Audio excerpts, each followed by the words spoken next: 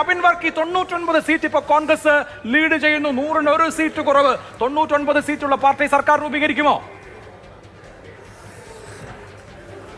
തീർച്ചയായിട്ടും ഇന്ത്യൻ രാഷ്ട്രീയത്തെ നമുക്ക് ഒരു നിമിഷം കൊണ്ട് പ്രവചിക്കാൻ ആവുന്നതല്ല. കാരണം ഇന്ത്യ മുന്നണി എന്ന് പറഞ്ഞാൽ അതൊരു ഇന്ത്യ ബ്ലോക്കാണ്.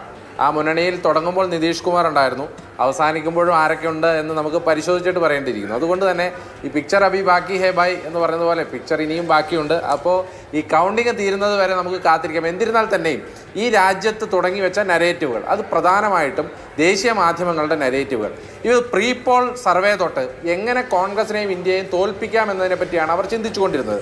പ്രശാന്ത് കിഷോറിനെ പോലുള്ള ദേശീയ മാധ്യമ നിരീക്ഷകർ എന്ന് പറയുന്ന കുറേ ആളുകൾ വന്ന് ഒരു കാരണവശാലും കോൺഗ്രസും ഇന്ത്യയും ഇവിടെ ഭരിക്കില്ല എന്നും ജയിക്കില്ല എന്ന് പറഞ്ഞ് നരേന്ദ്രമോദിക്കും അമിത്ഷായ്ക്കും ഫുൾ സ്വീപ്പാണെന്ന് പറഞ്ഞെടുത്ത് നിന്നാണ് ഇങ്ങനെയൊരു വലിയ പോൾ ഫലങ്ങളിലേക്ക് വരുന്നത് എന്നുള്ളതാണ് പ്രത്യേകത. രണ്ട്, ഈ തെരഞ്ഞെടുപ്പിന് തൊട്ടു മുമ്പായി കോൺഗ്രസ് പോലുള്ള രാഷ്ട്രീയ പാർട്ടിയെ എങ്ങനെയൊക്കെ തളർത്താമോ, അത് ഫണ്ട് പിടിച്ചു വെക്കുന്നത് ഉൾപ്പെടെ EDയും CBIയും എങ്ങനെയൊക്കെ ദുരുപയോഗപ്പെടുത്താമോ അതൊക്കെ ദുരുപയോഗപ്പെടുത്തിക്കൊണ്ട് എങ്ങനെ പ്രതിപക്ഷ കക്ഷികളെ നിശ്ചലമാക്കാമോ അങ്ങനെയൊക്കെ ചെയ്തിട്ടും ഇവിടെ വർഗീയതയുടെ ഏറ്റവും പാരമ്യത്തിലെത്തി പ്രധാനമന്ത്രിയും BJPക്കാരും ഇവിടെ വലിയ പ്രചരണം നടത്തിയിട്ടും പ്രധാനമന്ത്രി ഉൾപ്പെടെയുള്ളവർക്ക് നേരിടേണ്ടി വന്ന ദുർവിധിയെക്കുറിച്ച് നമ്മൾ ഇന്ന് കാണേണ്ടതാണ്. കാരണം രാഹുൽ ഗാന്ധി റായ്ബറേലിയിൽ ചെന്ന് മത്സരിച്ചതിനെയും അമേത്തി വിട്ടതിനെയും ഇവിടെ കളിയാക്കിക്കൊണ്ടിരുന്ന BJPക്കാർ റായ്ബറേലിയിലെയും വയനാട്ടിലെയും ഭൂരിപക്ഷം തമ്മിൽ മത്സരിക്കുന്നത് കാണുമ്പോൾ BJPക്കാർക്ക് സ്വയമെങ്കിലും കുറച്ച് ഇളിഭ്യരാകുന്ന എങ്കിലും വേണം എന്നുള്ളതാണ് ഞങ്ങൾക്ക് പറയാനുള്ളത്. കാരണം ഇപ്പോഴും നരേന്ദ്രമോദി 1.5 ലക്ഷം വോട്ട് എന്ന 6 ലക്ഷം വോട്ട് ലക്ഷ്യം വെച്ച ഭൂരിപക്ഷത്തിൽ നിൽക്കുകയാണ് എന്ന് പറയുമ്പോൾ ഈ രാജ്യത്തിൻ്റെ ചിന്താഗതിയിൽ വലിയ മാറ്റമുണ്ടായി. UPയിൽ മാറ്റമുണ്ടായാൽ പിന്നെ ഈ രാജ്യത്ത് എവിടെയാണ് മാറ്റമുണ്ടാക്കാൻ പ്രയാസം എന്നുള്ളതാണ് ഞങ്ങളെ ഇന്ന് ചിന്തിപ്പിക്കുന്നത്.